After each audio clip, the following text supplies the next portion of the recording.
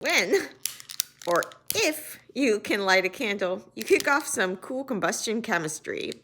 So combustion is when a hydrocarbon, such as the wax in this candle, reacts with oxygen, such as the oxygen in the air, and it breaks down this hydrocarbon, this wax, into carbon dioxide and water. And it's very exergonic, means that it gives off energy. And it's exothermic, which means it gives off heat. So some of that energy is given off as heat and some of that energy is going to be given off as light. So in our bodies, what happens is we have a similar sort of reaction when we break down foods to get energy, this like oxidation reaction. But in that case, we're doing it in like really controlled manner. And we're storing all that little energy that gets released. But what happens in a candle is that we're kind of doing it all at once. Well, not all at once because we've got to break down the wax and stuff and we don't want just like a boom. But what we're doing is we're not really controlling the release of that energy like we're doing in our bodies. And so instead that energy is given off as heat and as light. And what happens in a candle when you add the, basically, although it's exergonic overall, so it's going to give off energy, we have to spend a little energy to get things going. And so when we add the flame, basically the flame is hot and heat is energy. This energy is going to allow the wax molecules to melt. And the wax molecules don't just melt, they actually like start to break down. So there's this thing called pyrolysis where basically because of the heat, they'll kind of just like break up. And some of these broken up particles, these like partial things, these can react with one another. We'll get more into this, but they're like free radicals and stuff. And so they can react and form these weird carbon products that we call soot and that kind of smell and stuff. But if it gets combusted all the way, you just get like clean burning and you get that carbon dioxide and you get that water and you get that energy. But in order for that to happen, the wax has to be able to get into contact with the air where the oxygen is. Not only does it have to contact the air, it has to actually get in a gas state so that it can really be contacting the oxygen in the air. And so this is going to take more heat. But as you're doing the breakdown of these molecules and stuff, you're releasing the energy that's going to help drive things. So actually in the center of the candle, it's actually not that hot. Okay, well, don't stick your finger in it or anything, but it's a lot cooler than the other parts of the candle. This is because the energy is being used to break down that wax and drive those like physical changes. So the changes in like whether it's being a solid or a liquid or a gas, which depends on how much energy the molecules have. So the more energy you give, the more like they want to be apart from one another. So they'll go from being a solid to being a liquid to being a gas. And when they're a liquid, so they start as a solid wax, then they get heated up and they're going to start melting. When they're melting, basically then they get wicked up the wick. So through capillary action, which we'll talk about. So that liquid gets pulled up the wick and then it's going to get closer to being in contact with the oxygen in the air. And when it's closer to the air, it's actually easier for it to become a gas because there's less like pressure coming from it from other water molecules or from other liquid molecules trying to like pull it back in. And so it's able to vaporize, become a gas. And once it's in the gas state, well, now it can react with that oxygen, and now you can get that full combustion. So we're getting this combustion reaction, we're getting light, and we're getting heat. We're actually getting a couple of different types of light, and some of this light is actually directly related to heat. So light is electromagnetic radiation, and we typically think about light as being like visible light, but really light is a lot more. And so light is just little packets of energy that travel in waves, and the more energetic those waves are, the more up and downs they do in that same amount of space. So light has a constant speed, the speed of light, and so if something has more energy, it's going to be a higher frequency, it's going to go up and up and down and up and down more in the same distance, in the same amount of time. So it has a higher frequency and it has a shorter wavelength. What happens is that when molecules are hotter than their surroundings, basically what they're going to do is they are going to let off thermal radiation. So basically they're wiggling around, and that wiggling around is going to let off some of this thermal radiation. And so it's radiation, it's this kind of electromagnetic radiation, but it's at a lot lower frequency and a lot longer wavelength than what our eyes can see. And so most of the time, the molecules are giving off like infrared radiation, so below the red, but red is like the longest wavelength or the lowest energy we can see. And so the energy being given off by thermal radiation is normally lower than this. So we need special like detectors and stuff like infrared cameras in order to detect this type of thermal radiation. So that can come in helpful if you have an infrared detector, but you can actually see the yellow light here is actually coming from thermal radiation that's coming because the molecules are so much warmer than their surroundings. Because of this reaction, it's so much warmer than the surroundings that the energy of that they're giving off, the little pockets of energy, the photons in those waves that they're giving off in that radiation, it actually has a high enough energy that our eyes can actually detect it. And so we see this incandescence. So that's incandescence, and that's going to give us the yellowish light.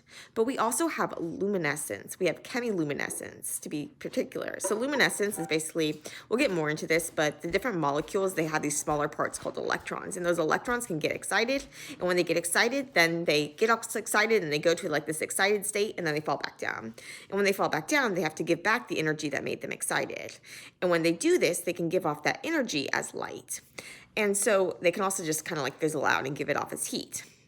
But if they give it off as light, well, then we can call it luminescence.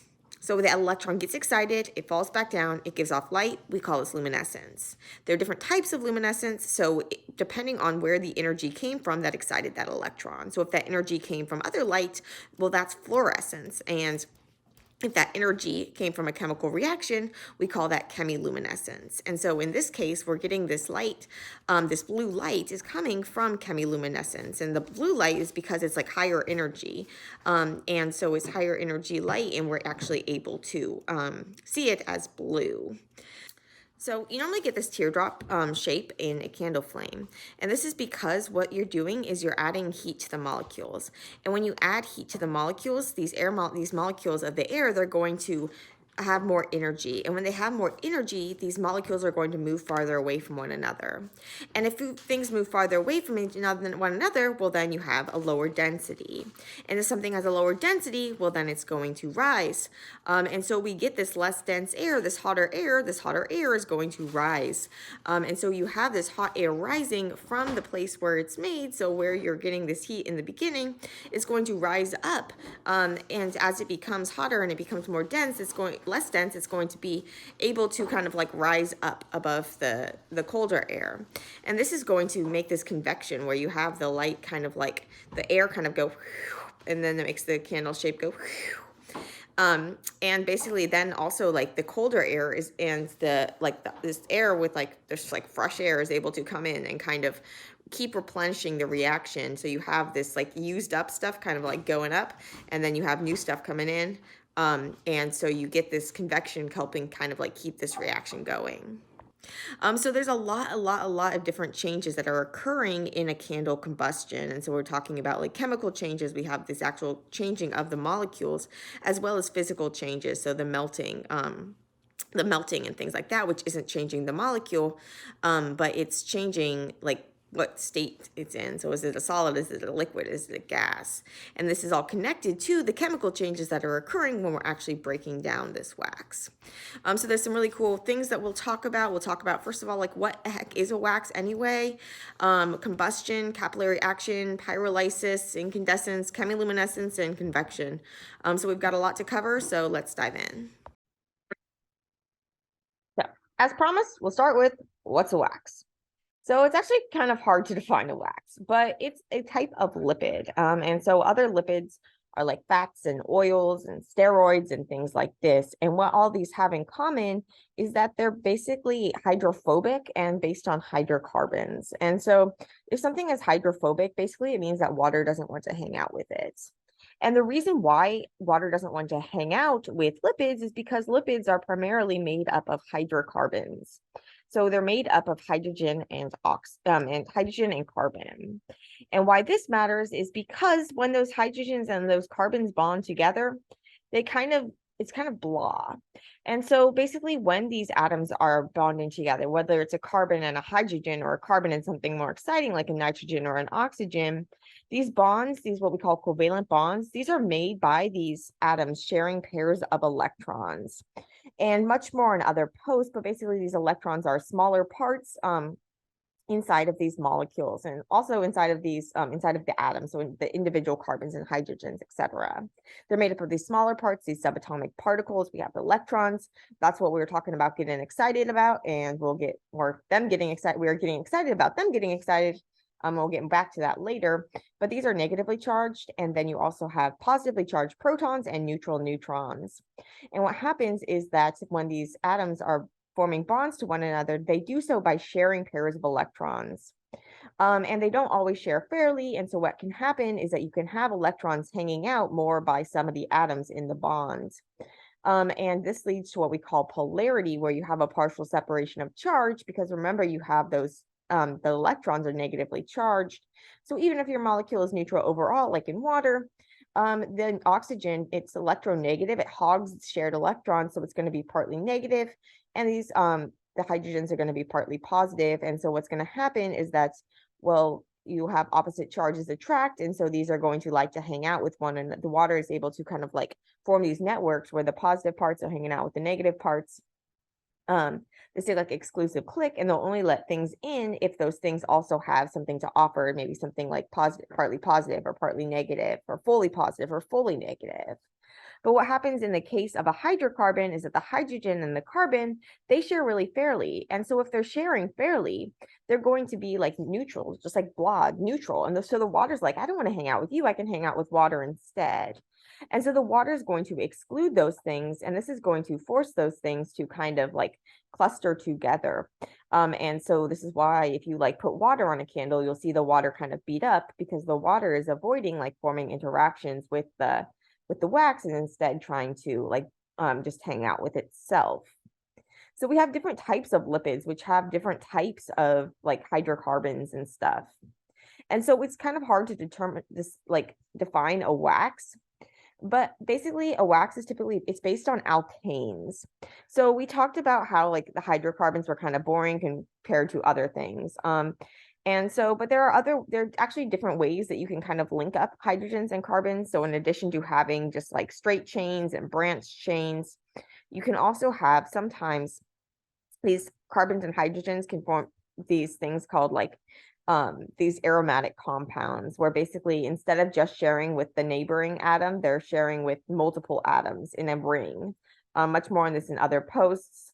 But basically we call this sort of arrangement a aromaticity. We have this electron delocalization or resonance, so this would be an aromatic compound, as opposed to something that's just like a straight chain, or something that it can be cyclic, so it can be in like a cycle, but without that resonance, without that thing where you have the electrons kind of like being shared communally. And so what we call an alkane or an aryl compound when we just have one of these like normal non-aromatic hydrocarbons. And that's the case with the wax, and these chains are typically about 12 to 32 carbons long. Like all lipids, they're going to be water repellent. These are typically like soft moldable solids at room temperature, but they have a fairly low melting point, so we're able to get them to melt in our candle. And even if we didn't add the flame, we could probably, if you like stuck it in your hand long enough or had it out on a hot day, it would melt. And so basically the melting is a change of state. And so basically what happens is those wax molecules, although they're kind of blah, and although we typically think about molecular interactions as occurring because of like, oh, well, it's got like partial charge and partial charge, or it's got full charge and full charge, and you have these opposite charges that are attracting one another. And then I tell you, okay, well, these hydrocarbons are just really neutral. Well, they can actually undergo like temporary changes in their charge. Like if you have the electrons hang out more in one part, just like randomly, because these electrons are kind of randomly moving all around, if they happen to be hanging out more in one area of the molecule, that area of the molecule is going to then be partly negative and the other is partly positive. And then what it does is that the thing next to it's going to be repelled from it. The electrons are going to be repelled from it, and you get this sort of like chain reaction. And so you can get some attractions even in these hydrocarbons, but these attractions are going to be a lot easier to break. And so we have this low melting point, and so we don't have to add that much heat to get them to be a liquid. And then we don't have to add that much heat to then get them to be a gas. And so basically they're also often, but not always, esters. And so basically with an ester, This is where you have a couple of different types of lipids come together. So you have a carboxyl fatty acid. So a fatty acid is you have this like hydrocarbon chain, and then it has this carboxylic acid on its end. And then you have that combined with an alcohol. And so an alcohol has an OH. These can link together through this like ester group. And a lot of waxes we talk about or we think about have an ester group. But in the case of the paraffin, so which the wax that's typically used in candles, the most common wax, it's actually just pure hydrocarbons. So it doesn't have that ester group. It's just like hydrocarbon chains. And for a reason we'll talk about, this is actually going to be like the best source of energy when you just have hydrogens and carbons. Basically, this combustion reaction we're going to talk about is going to be an oxidation reaction. And so you're going to be like adding oxygen. You're going to be kind of like swapping out a hydrogen for an oxygen. And when you do that, you're going to get the energy. And the more of these hydrogens you have, the more like saturated your compound is in terms of like all these carbons are filled up with hydrogens. The more you swap those hydrogens out for other things, the like more energy you can get, the more oxidized this molecule is. And so you're starting with like maximum swappability in the case of a pure hydrocarbon. So it's going to make a really, really good fuel. So I talk a lot more about oxidation and reduction in other posts. So basically they go hand in hand. Something gets oxidized, something gets reduced. When something gets oxidized, it loses electrons or electron density. I talk a lot more about this in other posts. When something's reduced, it gains electrons or electron density. So I don't want to go too much into it, other than remember how I said that oxygen was really electronegative.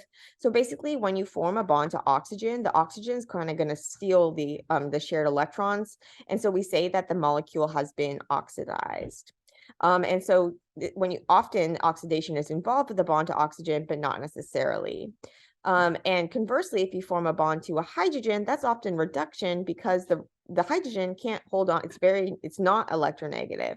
And so it can't hog the shared electrons, and instead you kind of get to hog its electrons. And so if you form a bond to hydrogen, then that's typically a reduction. And in the case of combustion, what we're doing is we're swapping out those hydrogens for bonds to like oxygen. And so in the case of our combustion, we're going from a pure hydrocarbon to carbon dioxide. And in carbon dioxide, well, this carbon is now bounded to two oxygens instead of being bound to like two hydrogens and two carbons or whatever. And so you're basically going to be losing these electrons or these shared electrons, and therefore this is going to be an oxidation reaction.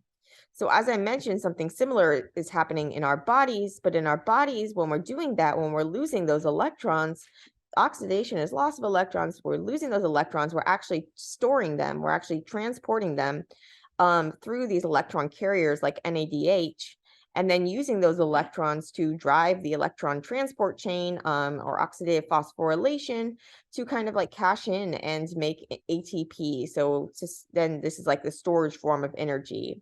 So we're doing this in controlled steps, and we're going to take those electrons from the oxidation and use them to make energy that we can then store. And so this reaction, whether it happens in a candle or whether it happens in our bodies, is going to be giving off energy. So when you're breaking up a molecule, basically you have to put in some energy in order to break those bonds initially. But once you break those bonds, if the molecules are a lot happier now, you're going to be giving off energy. You can kind of think of them as like being more comfy. And so if you make a molecule happier, you're going to be giving off energy. And in the case of this combustion reaction, we're making the molecules happier because we're giving them a lot of entropy. And so entropy is basically like freedom to move around. And molecules don't really like to be tied together. And so when you can break them up, then they're going to have more freedom to move around, a higher entropy. And so this is going to be exergonic. It's going to be give off energy. When we say it's exothermic, which means it's going to release heat. In the case of our candle, what's going to happen is we don't have that option to like store the energy as ATP. And instead what's going to happen is it's going to be given off as heat and light. So heat is energy. And so basically you can give off energy as like just like heat, or you can give just like the motion of the molecules, or you can give it off as light, or both. So both of those are ways that your molecules can kind of like give off energy. And so in the case of light, this is going to be electromagnetic radiation, as we talked about. So basically you have these little packets of energy called photons, and these are going to go wiggling up and down and up and down and up and down. And the more energy they have, the more up and downing they can do. And so we say that higher energy, higher frequency, and shorter wavelength. Whereas if something has a lower energy, those photons have less energy, you're going to have a longer wavelength, and you're going to have a lower frequency. And so when we talk about visible light, this is just a small spectrum of all the different types of light there is. And so remember, all these different types of light are being classified based on like how energetic those photons are, and therefore how short or long the wavelengths are, and how high or low the frequency is. And so there's only a certain range that our eyes can detect. And when our eyes detect, we can detect in this like visible range. If things have less energy, we go to the infrared side. If things have more energy, we go to the ultraviolet side. And in the case of the candle, we're going to see that we're going to get some high energy light, some blue light that we can actually see. So we're not all the way in the ultraviolet, but we're in the high energy side of what we can see, as well as some of the more yellow light, which is going to be coming from this incandescence. So we're going to get the yellow light from like incandescence from thermal radiation, and then we're going to get the blue light from the actual chemiluminescence. So basically this incandescence, this is coming because the molecules, especially the soot, is going to be super hot.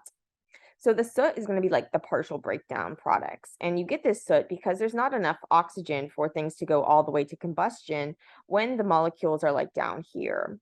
So the oxygen, remember, is like on the outside. And so these molecules in the center are kind of like hidden from the oxygen. So what's going to happen is that through pyrolysis, you're going to give the molecules a lot of energy. And remember how I said that you need to give the molecules energy in order to break them up? This energy is going to kind of allow the molecules to wiggle and get broken up. And those if those breakdown products, then they can either go full all the way to combustion if there's oxygen around. But if there's not enough oxygen around, then you get these partial breakdown products that can build up. And these products are going to have a lot of energy.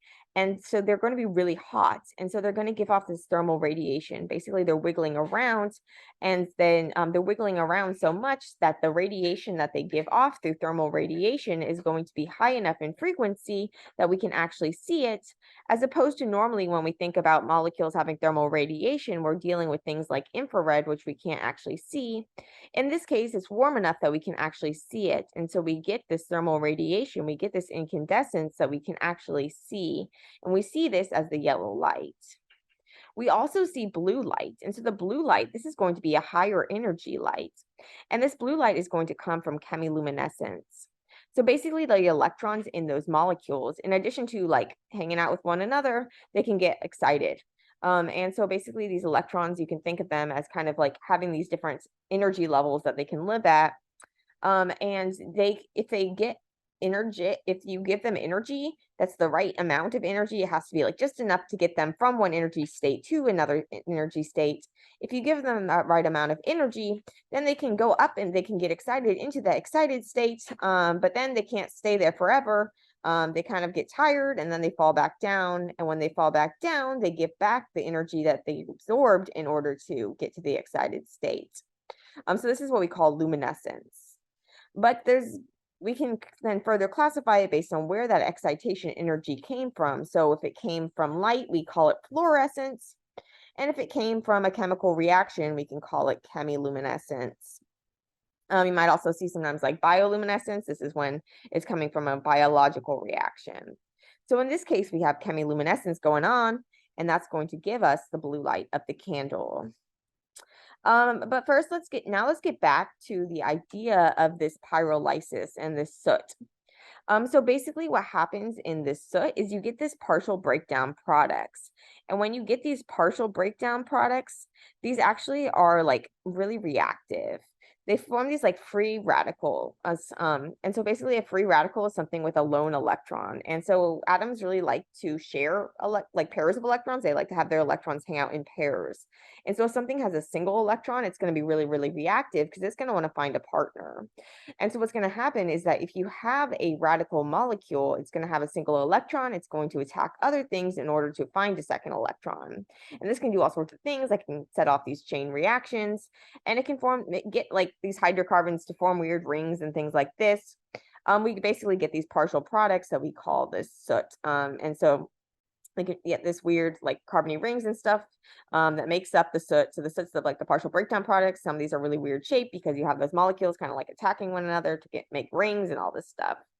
And that's going to be the stuff that smells and things like that. And this is forming because there's not enough oxygen for it to go all the way combusted down here. So we need to get things into get into contact with the oxygen. So we have the solid wax, we melt the wax. Now we have the melted wax, but it's still all kind of like cooled down here. We need to get it into the air. We need to vaporize it and get it so that it can react with the oxygen. And in order to do this, we need to kind of like wick it away from the solid surface. This will also free up room on the wax so that more of the wax can melt. And so in order to kind of do this, we're going to rely on capillary action. So basically this wick is usually made of absorbent twine. And when we say absorbent, it means that the liquid doesn't just stick to it, which we would say like was adsorption. It actually absorbs. So it gets like sucked inside. So basically the molecules, the liquid molecules of the wax are going to kind of like get attracted to the twine. And it's going to kind of, they're also going to be attracted to one another. And so what's going to happen is that it's going to kind of wick up and it's going to pull everything with it. Kind of like if you stuck a paper towel in water, the water would wick up. In this case, we have the wax wicking up the candle. And when it does this, it's now going to get to a place where there's air around it. And then there's air around it, it's easier for it to join the air. And so basically, in order to get enough energy to overcome its interactions with one another, so basically in a liquid, you can kind of slide past one another, but it's hard to really break free. If you give them enough energy, you can break free. But it's easier to do this if you're closer to the air already, so that if you become a gas, you don't get like pulled back in by the water or by the liquid around you. If you're at the surface, it's easier to vaporize. And so this wick is kind of like pulling things up, getting it closer to the air where it's easier for it to vaporize. And you have these reactions going on that are going to be producing this energy that's going to give it the energy that you need in combination with being closer to the air to have enough energy to overcome the reactions, the attractions to one another. And then you don't have as many attractions you have to overcome when you're at the surface, when you're near the air. And then when you get to the air, well, the air's got a bunch of oxygen. So normal air is about 20% oxygen. And then what can happen is that this oxygen can then react with the candle, with the vaporized candle wax, in order to give you combustion. And then you end up with with combustion, what you have is like a total combustion. You have this all the way to this water and to this carbon dioxide. But then we get like partial combustion where we get things like soot. But if there's enough air and there's enough fuel, so then we can get this clean burning. What happens when you get like an imbalance of your fuel, and so you're like your oxygen or your wax or whatever, if there's an imbalance, that's when you can get more soot formation and things like this, like when the candle's like dying down at the end and things like this. And so yeah, and then the other thing is convection. So that's basically just helping drive this process as well. So basically that hot air, the hot gas, it has enough energy to move, and so it's going to move, and it's going to move away from the candle, and it's going to away from the other molecules. When these molecules are moving apart from one another, they become less dense. They become less dense than the surrounding air, and so they're going to rise, and they're going to rise in this way that's going to make it like this convection, where you get this kind of like curly thing looking, and when you get this flame shape. I found this cool article from Richard Behrens Jr. And PhD, and it's the PG Research Foundation in Darien, Illinois. And basically it's telling you about like different areas of the candle and how hot they are. So we have the zone 1. This is non-luminous, so it's not giving off light. Basically this is where you have the wick is going to, the wax is going to be evaporating. But there's not enough oxygen here. And so this is going to be about 600 degrees Celsius. So you can't actually get this combustion to happen, but you're getting that wax melted. Then you enter zone 2. This is the blue zone. Here, there's a surplus of oxygen, so there's more than you need. So you get this nice clean burning, this blue light from that chemiluminescence. And it's around 800 degrees Celsius, and so you're giving off this heat that's also going to help this wax melt. because right here we're like kind of at the bottom still. Then we have zone 3, which is the dark zone. So this is where the pyrolysis is going to happen. So that's like the heat is actually breaking up the molecules. And because you don't have enough oxygen, so this is where we're going to make like soot and stuff. And the temperature is going to be about 1,000 degrees Celsius. And so now we're getting real hot. But not the hottest. We have zone 4 next, which is going to be slightly hotter. This area is going to be yellow. This is where we have those, where we have that incandescence. So we have those like soot particles and stuff being really hot and giving off that thermal radiation. Then you have zone 5, so like this veil zone, which is going to have plenty of oxygen, and you're going to have really efficient burning, and it's going to get really hot, like 1,400 degrees Celsius. And yeah, so that is the basics of how candles combust and how that gives us heat and light and all this cool stuff. And yeah.